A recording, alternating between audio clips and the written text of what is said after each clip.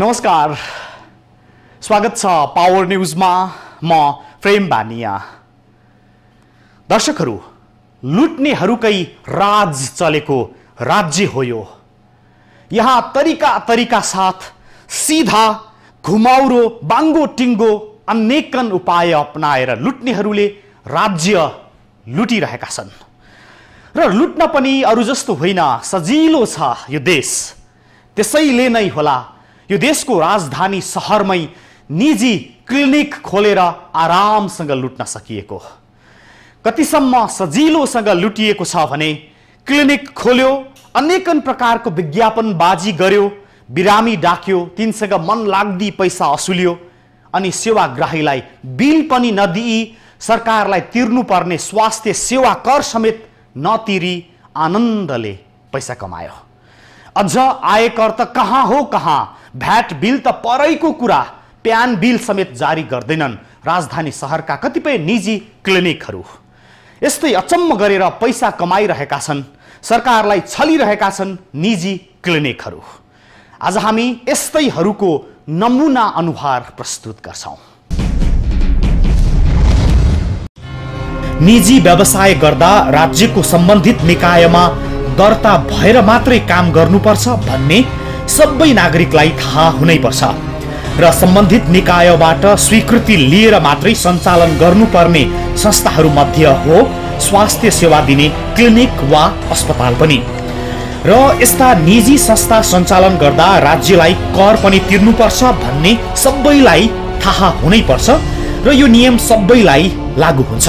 तर यो एउटा त्यस्तो देश हो जसको राजधानीमै सयौं यस्ता स्वास्थ्य संस्था छन् जसले सरकारलाई ठगिरहेका छन्, कर तिरिरहेका छैनन् र यसका केही नमुना आज प्रस्तुत छ।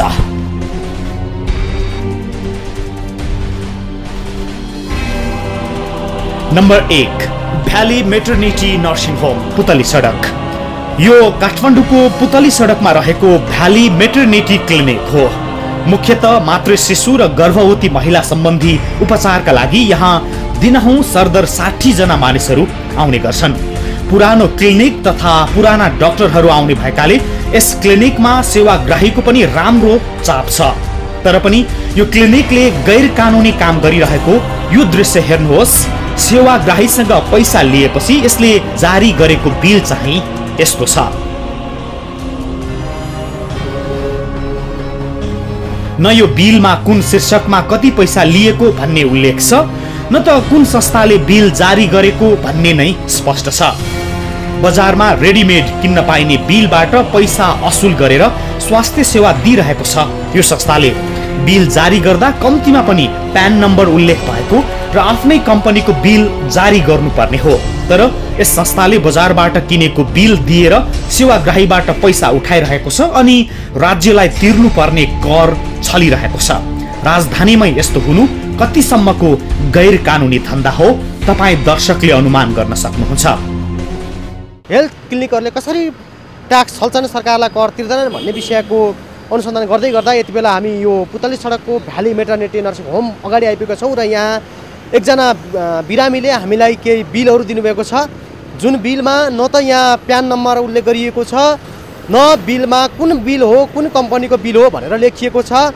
जबकि एउटा साधारण बिलमा पैसा लिँदै युएससीको 600, त्यसै गरी ल्याबको 1200 भन्दै अनेक शिक्षामा लिएको छ। तर कुन कुन शिक्षामा कति पैसा लियो वा यसको प्यान नम्बर कति हो, यसले राज्यलाई कर तिर्छ कि तिर्दैन र कुन संस्थाबाट कर पैसा असुल गरिएको छ भन्नेसम्म उल्लेख गरिएको छैन। एकजना सेवाग्राहीले हामीलाई यो बिल देखाएपछि हामी गोप्य रूपमा क्यामेरा लिएर भ्याली मेटर्निटी अस्पतालमा पुग्यौं र 1 महिना पहिले काटिएको बिल देखाउँदै यो तपाईको बिल हो भनेर सोध्यौं। रिसेप्सनमा रहेकी एक महिलाले पहिले आफ्नो संस्थाको बिल भएको स्वीकार गरिन्, जुन हामीले गोप्य क्यामेराबाट रेकर्ड गरिरहेका थियौं। त्यसपछि हामीले यस्तै बिल जारी गर्ने गरेको हो भनेर प्रश्न सोध्यौं। त्यसपछि उनले बिल आफ्नो संस्थाको नभएको बताइन्। बिल तपाईको हो? यहीँको हो बिल? हजुर, बिल यही काट्ने गर्नु भएको छ कि कस्तो छ? तिम्रो नाम पनि उल्लेख रहन्छ, प्यान नम्बरहरू केही छैन।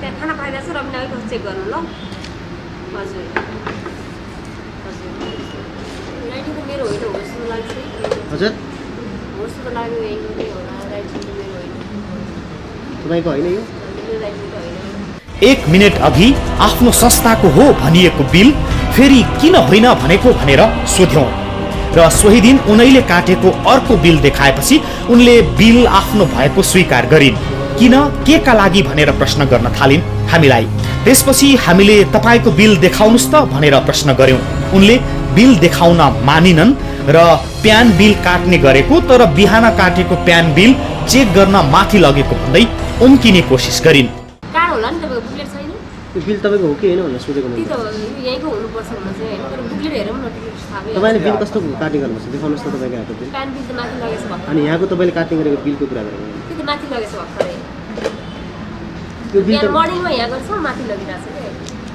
अहिले पैसा तिर्दा तपाईँले कुन काट्नुहुन्छ त अहिले बिल भनेको सकिसक्यो अहिले मर्निङको सिफ्टमा हजुर मर्निङ सिफ्टमा सकिसक्यो जबकि हामीलाई उपलब्ध भएको बिल उनी स्वयंले सोही दिन बिहान काटेकी थिइन् यो बिल हो कि होइन भनेको तपाईँले भन्नै सक्नुहुन्न हो कि होइन तपाईँको यो चाहिँ हो त्यसो भने त्यो हो बुकलेटहरू तपाईँको हो त्यो सिग्नेचर तपाईँको हो यो चाहिँ तपाईँ हो कि होइन थाहा भएन भन्नुहुन्छ तपाईँ होइन अब आफ्नै संस्थाको पनि थाहा हुन्न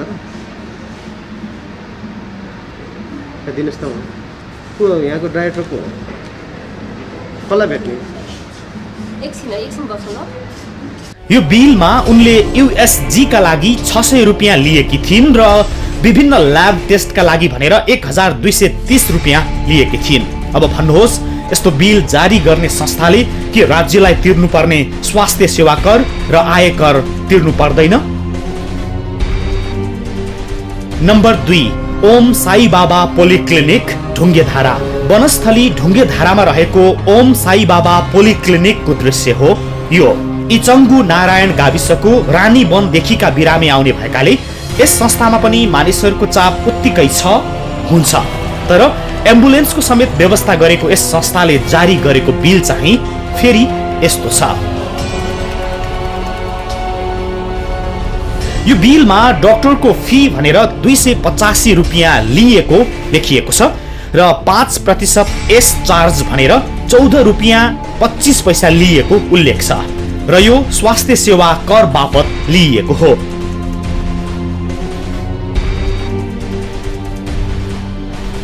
तर यो बिललाई ध्यान दिएर हेर्नुहोस् यो बिलमा दर्ता नम्बर मात्रै उल्लेख गरिएको छ यसमा प्यान वा भ्याट नम्बर उल्लेख छैन जबकि आन्तरिक राजस्व विभागको नियम अनुसार बिल जारी गर्दा विभागले तयार गरेको नमुनामा प्यान वा भ्याट नम्बर उल्लेख गरेर जारी गर्नुपर्छ तर प्यान नम्बर नै उल्लेख नभएको बिलबाट राज्यले कसरी स्वास्थ्य सेवा कर पाउँछ यो संस्थाले स्वास्थ्य सेवा कर भनेर पैसा त उठाएको छ तर प्यान नम्बर नै उल्लेख नभएपछि ओम साई बाबा पोलिक्लिनिक कर छल्ने नियतमा रहेको प्रश्न देखिन्छ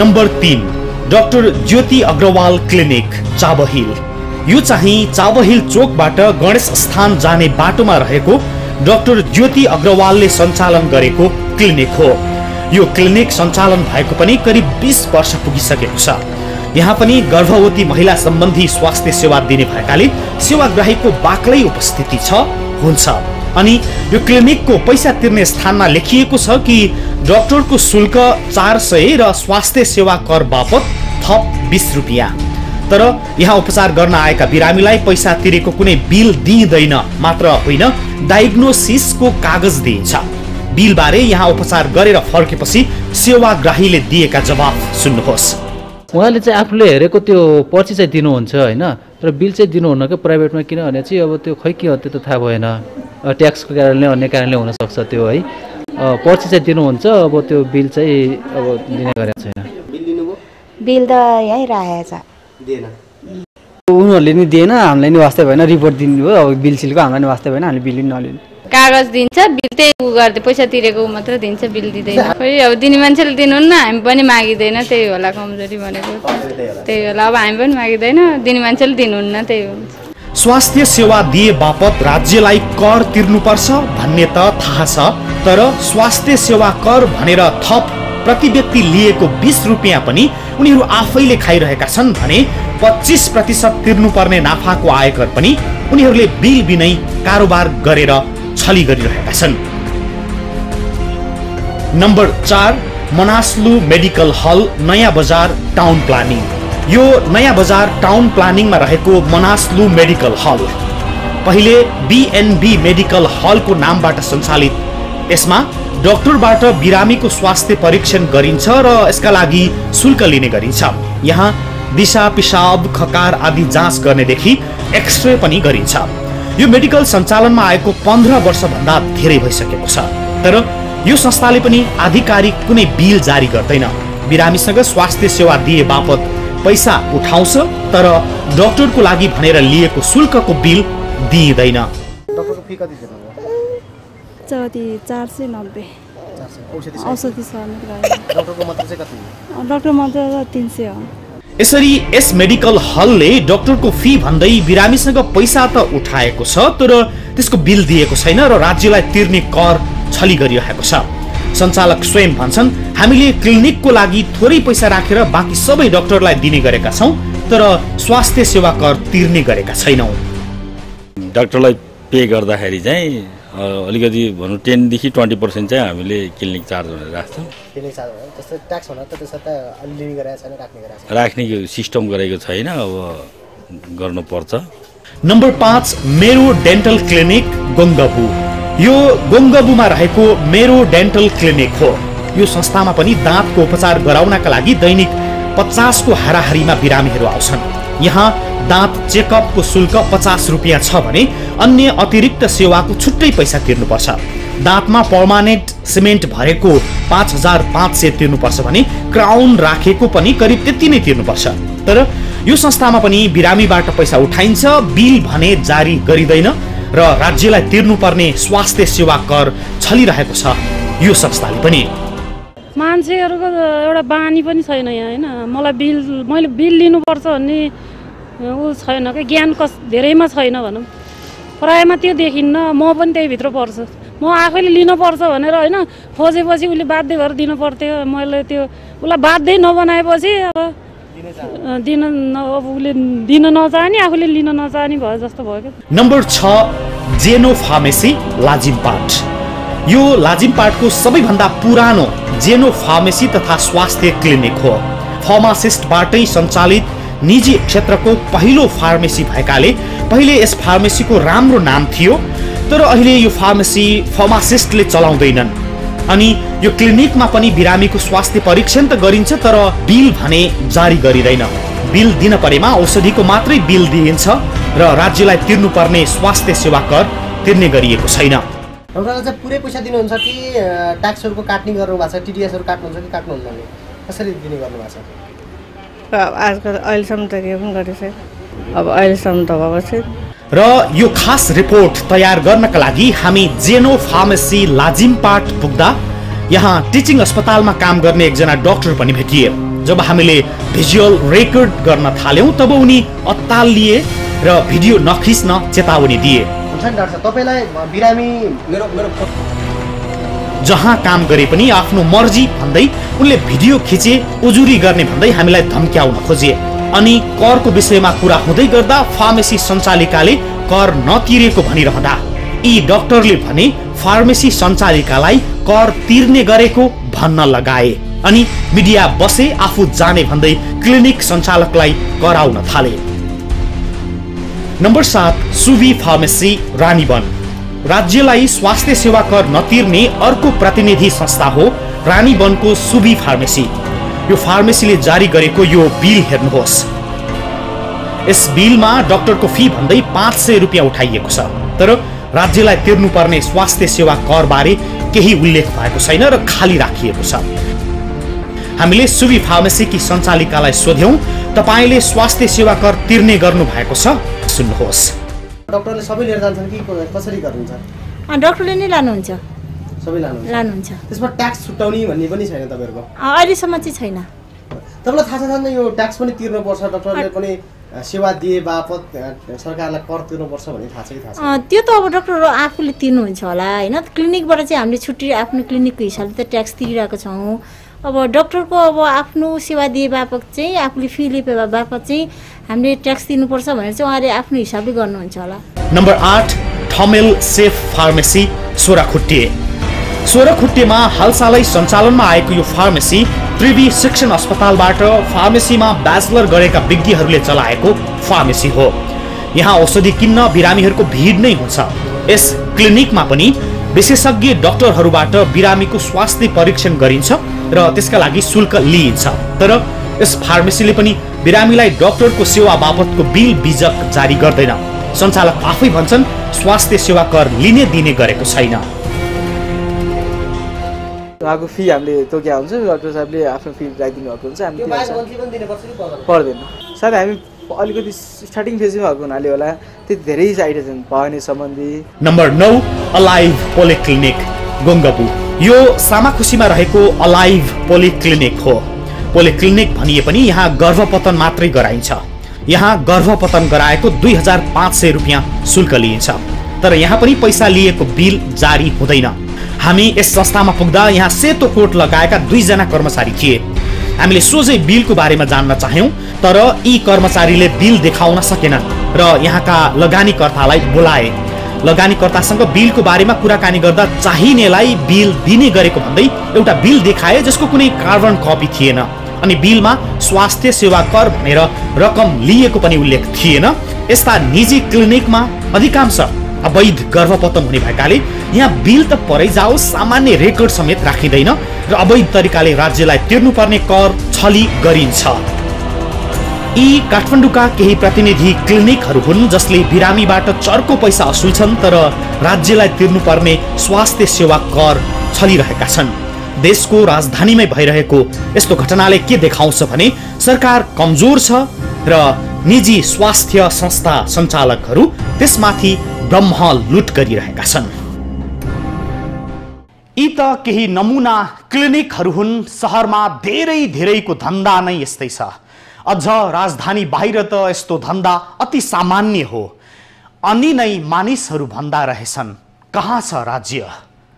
जबकि निजी स्वास्थ्य संस्थाहरूलाई नियमन गर्न र करको दायरामा ल्याउन भन्दै सरकारले 2065 सालमै स्वास्थ्य सेवा कर सम्बन्धी निर्देशिका 2065 जारी गरेको हो, जस अनुसार स्वास्थ्य सेवा दिने सबै निजी संस्थाले जारी बिलको 5% का दरले स्वास्थ्य सेवा कर राज्यलाई तिर्नुपर्ने हो।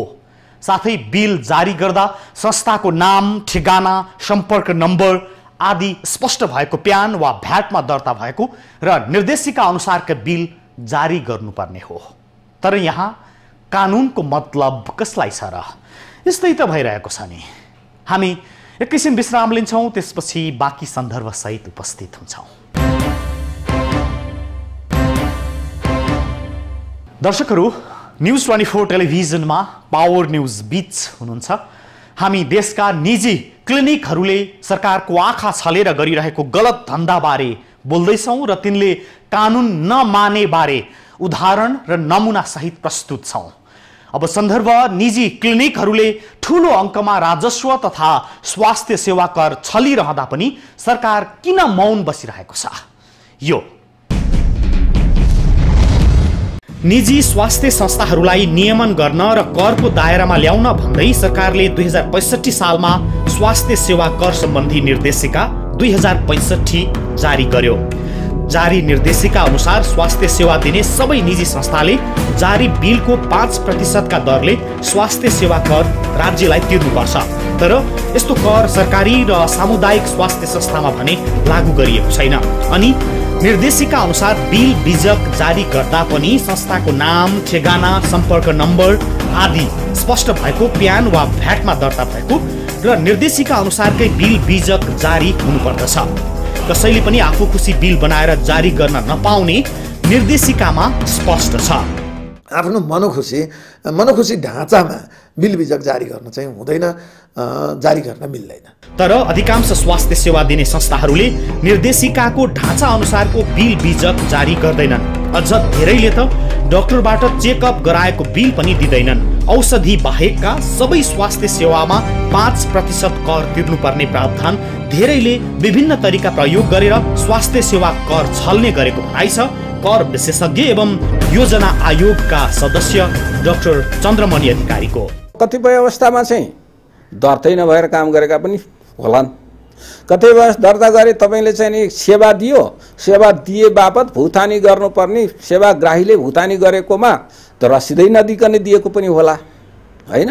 कतिले रसिद चाहिँ दिए त्यसलाई अभिलेखमा नल्याएका अवस्थामा रसिद चाहिँ दियो सेवाग्राहीलाई, तर त्यो सेवाग्राहीलाई असुल गरेको रकम आफ्नो एकाउन्टमा लेखामा नराख्ने र लेखा अभिलेखमा नराख्ने, अनि अभिलेखमा नराखेपछि त्यसको कर पनि चाहिँ नि राज्य कोषमा दाखिला नगर्ने। अहिले देशभरबाट करिब 1200 को हाराहारीमा मात्रै स्वास्थ्य सेवा दिने संस्थाहरू करको दायरामा आएका छन्, जबकि देशभर करिब 1800 को हाराहारीमा स्वास्थ्य सेवा दिने निजी संस्थाहरू छन्। त्यसैगरी मेडिकल सेन्टर आफैले डाक्टरबाट सेवा दिने गणना गर्ने हो भने त स्वास्थ्य सेवा कर योग्य संस्थाको संख्या करिब 2500 को हाराहारीमा पुग्छ। तर अहिले करिब 1200 संस्थाले मात्रै यस्तो कर तिर्ने गरेको बताउँछन् आन्तरिक राजस्व विभागका महानिर्देशक चुडामणि शर्मा। स्वास्थ्य संस्थाहरूले 5% स्वास्थ्य सेवा कर चाहिँ उहाँहरूले बुझाउनु पर्ने हुन्छ र यसरी बुझाउँदा हामीले आर्थिक वर्ष 2070-71 को तथ्याङ्कलाई हेर्ने हो भने हाम्रो तथ्याङ्कमा करिब 1200 को संख्यामा विवरणहरू दाखिला गरेर त्यही अनुसारको आफ्नो कर स्वास्थ्य सेवा कर तथा अन्य प्रचलित कानुन बमोजिमको आयकर मूल्यवृद्धि कर दर्ता भएका दाखिला गरेको चाहिँ हामीसँग तथ्याङ्क छ। स्वास्थ्य सेवा कर लिन थालिएको पनि करिब 7 वर्ष भइसकेको छ, तर अझै पनि धेरै जसो संस्था करको दायरामा आएका छैनन् र दायरामा आएका पनि अधिकांशले कर छल्ने विभिन्न उपायहरू अपनाउने गरेका छन्। कतिपय निजी स्वास्थ्य संस्था सञ्चालकलाई स्वास्थ्य सेवा कर तिर्नुपर्छ भन्ने पनि थाहा छैन भने धेरैले थाहा पाएर पनि बुझ बचाएका छन्। अझ स्वास्थ्य सेवा करको विवरण देखाएपछि आयकर पनि तिर्नुपर्ने भएकाले उनीहरूले जसरी हुन्छ कर छल्ने कुचेष्टा गरिरहेका छन्। तपाईहरु आफैले पनि त 5% त स्वास्थ्य सेवा कर भनेर खोजे काट्दिने भनिन्छ, त्यस्तो लिने गर्नु भएको छ कि छैन? अहिलेसम्म चाहिँ छैन, अब चाहिँ विचार गर्नु पर्ला।